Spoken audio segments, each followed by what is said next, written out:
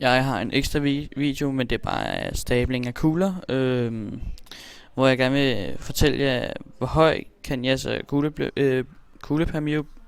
per pyramide blive, hvis I har 1000 kugler, eller og så skal jeg lave en graf. Men vi starter med at lave grafen først. Så det du går ind og så siger du algebra-vindue.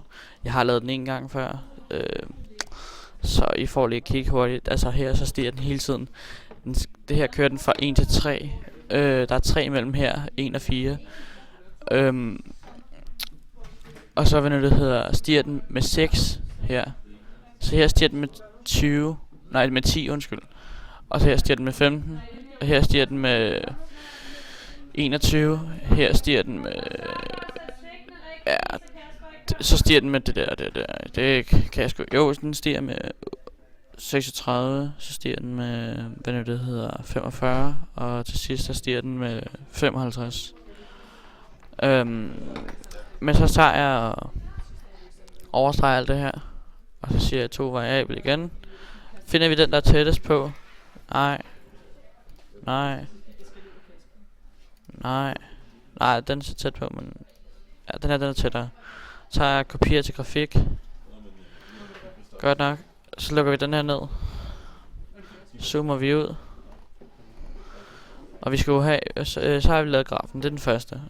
Så skal vi finde ud af, hvor høj vores kuglepyramide kan blive. Gør vi under 1000 her, laver vi den her igen. Og så trykker vi her. Trykker vi der. Så kigger vi her. Så har vi skæringspunktet.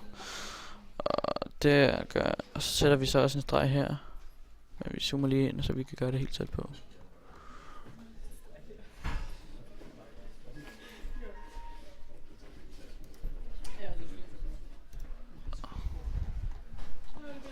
Så har vi så fået skæringspunktet. Zoomer vi ind hernede.